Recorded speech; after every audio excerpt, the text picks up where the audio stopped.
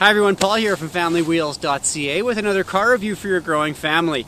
And this week we're in the most affordable sedan in the Lexus lineup, not the most affordable Lexus you can buy. That goes to the CT200H that we reviewed a couple of years ago, that compact hatchback hybrid in the company's lineup. But this is meant for younger buyers, people who want to jump up into the luxury brands, but perhaps looking for something a little bit more entry level. Of course, we're talking here about the Lexus IS, a car that's been around since '99 for Lexus. It was redesigned in 2013 into the current third generation, and we've got a refresh here for 2017. Some new exterior looks, the front end looks a little bit better, the interior has been cleaned up, and we've got some better standard features too. While it is really fun to drive, is it enough car? It's meant to compete with the likes of the BMW 3 Series, the Mercedes C-Class, so a smaller sedan. We're going to put all of our standardized tests through this thing and see how it stacks up. That's this week here on Family Wheels.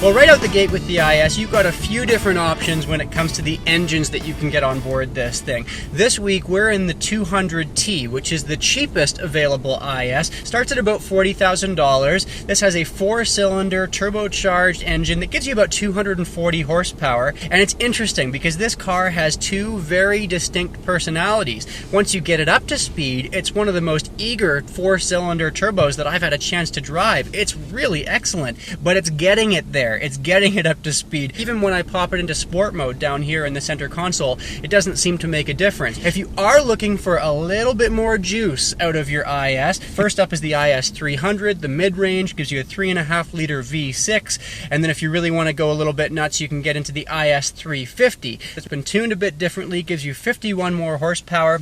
One thing that's interesting with the IS is that this base 200T only comes with rear-wheel drive, while the other trims and other engines come with all-wheel drive standard. I was a little worried about that this week because rear-wheel drive cars in what has been a very slippery week here in Calgary can spell disaster. I've spoken with people before who've been driven around BMW M3s on these roads and have actually gone and sold those cars because they just do not do well in the winter. But I'm actually impressed here. The traction control is coming on a lot, but it's keeping me in check, and I'm not sliding out that much despite the fact that this is a rear-wheel drive focused car. If you do want to have more safety when you're looking at, driving this car around in the winter, perhaps consider bumping up to those top two engine choices because, again, all-wheel drive does come standard. Now, speaking of keeping safe in this car and standard equipment, new for 2017 is Lexus's suite of Lexus Safety Sense gear, standard on all versions of the IS. So that includes pre-collision braking, lane keeping assist, adaptive cruise control, high beams, automatic high beams, that kind of thing. Pretty slick package, nice to see that on all trims of this car now. Other standard equipment includes rain sensing wipers, LED headlamps, we have dual zone climate control, heated front seats, leather seats, paddle shifters, proximity keys, and push button start. So that's a pretty nice suite of features that are available to you on a Lexus vehicle starting at about $40,000. But here's a beef of mine with Lexus, and I've talked about this before with other vehicles I've reviewed from the company. Packages are really expensive in these cars, so when you start to add on the extras, it can really add up. I've got the F Sport Series 1 package in this 200T, for example, this week. It's $5,000. It's giving you a moonroof, it's giving you ventilated seats up front, it's giving you sportier rims, it's giving you a slightly different exterior styling, sort of more sporty body paneling. We also have these sport seats, which are incredibly good, and we have this LFA, which is the Lexus hypercar from this company, their mega sports car, this LFA inspired instrument cluster in front of the driver. Now, normally I would say to myself, this is a $5,000 package, this is outrageous, but for these seats alone and this instrument cluster, which is kind of a bit showy and doesn't really do that much, but it is so cool. I mean, check this out. I've been playing around with this feature all week. I love that. Okay, I'll stop playing with it now. Other packages that you can get in the IS 300, the IS 350 include the premium package, the executive package, and even more advanced F Sport packages. As I told you, I mean, you could wind up spending a lot more than just this $40,000 base price or the $53,000 base price for the IS 350, just depending on just how much stuff you want to throw into this thing. Now, aside from the disappointing acceleration off the line here in the 200T, I'm really impressed with how this car drives. The 8-speed automatic transmission is very smooth, shifts are crisp, and you can use these paddle shifters to go and gear down into the corners. It does that really nicely, and of course, again, these seats are holding you as you go through those corners. It's a nice combination. Ride comfort is not great. This is pretty sport-tuned suspension, but the payoff is a really sharp driving feel, and the steering feel has been nicely tuned here in the IS as well. I wasn't expecting it to feel as good as it does in here. This is a really snappy car. Another thing that's a little bit harsh in here compared to its competitors is the noise in this vehicle at 100 kilometers an hour. We've used our decibel reader this week and hit 65 decibels on the same stretch of road that we always test our cars on. That's on the noisier end when it comes to luxury sedans. It's kind of middle of the road for all of the cars that we tested, but I thought that it would be a little bit quieter in here given the fact that this is competing with some pretty stiff competition like the Audi A4 or the Mercedes C-Class. And then there's the interior, and I've talked about this before with other Lexus vehicles that I've tested. We have this sleek, futuristic looking package on the outside, and then you step in and it's a bit of a disappointment. It's very dated in here compared to the competition, and we have a weird mishmash in controls and switchware and buttons. We have nice soft touch surfaces. There are no nasty plastics that are really concerning me in here. But I mean, this analog clock, I've taken heat from people about this before when I've talked about it. Some people really like it, but I don't think that it fits the look and style of this vehicle. It dates it, as does this bizarre set of switches and buttons for the climate control and entertainment system. It looks like something that should be thrown over MC Hammer's shoulder in a ghetto blaster from the mid-'80s. It doesn't look like a modern-day Lexus that looks this great from the outside. Lexus needs to up the ante here in a big way when it comes to its interiors. The same goes for its infotainment system. It's decent enough. The voice recognition software works pretty well, but navigation doesn't come standard. In fact, you can't even get it here on the 200T, and neither does Apple CarPlay or Android Auto. That's not an option. And while this car is focused toward younger buyers, it doesn't seem like they're offering up the kind of kit that younger buyers are going to want, because they're, the sort of people who are looking at a car like this are also the sort of people who really want smartphone integration, and it doesn't really have much of it here in the IS.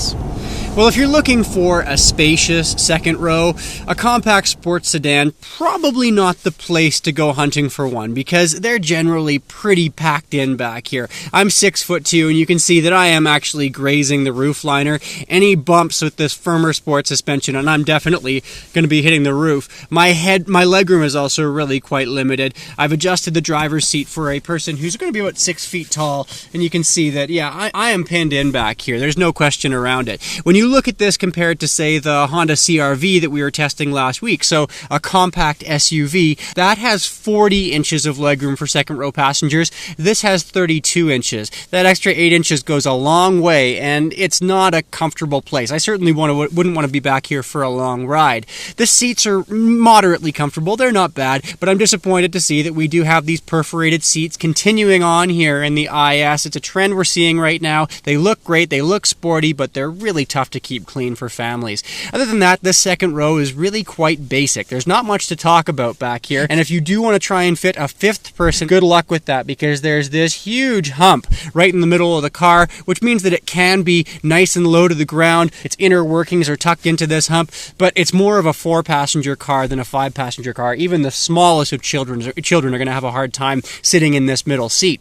I am impressed, though, with the fact that this is a smaller sedan, that it does fit car seats relatively well. Front-facing, Roger's done really well here this week, and if we look at our measuring tape up front, when I flip the car seat around here into rear-facing position, I've actually got a decent amount of legroom up there. Headroom's another matter. When you have to slide that passenger seat that far forward, you definitely start to miss out on headroom. Anyone below, say, 5'10", 5'8", is going to be fine up there, but taller than that, you're going to start to feel the squeeze. I've talked about the Toyota products and Lexus products before having really difficult to reach anchor systems for car seats, and I'm really pleased to see here in the IS that it's become much easier for 2017. There's this flap that you simply flap open, gives you really easy access to those anchor points. It means that it's not going to be nearly as difficult as many other products in this family of cars from Lexus and Toyota.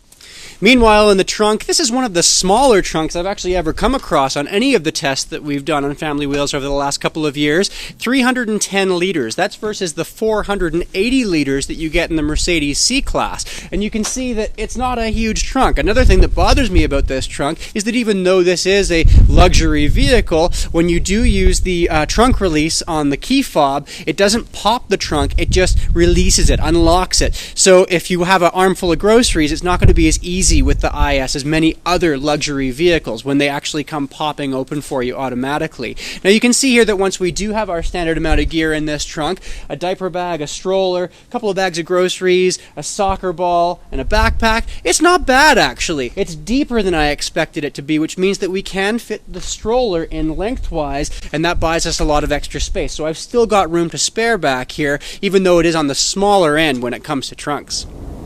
So the Lexus IS, a car that I am exceedingly torn over here this week because I really like the way that it drives, but the trade-off is harsh suspension, a bit of a harsh ride, and of course here in the 200T, acceleration is nothing to write home about until you get yourself up to speed.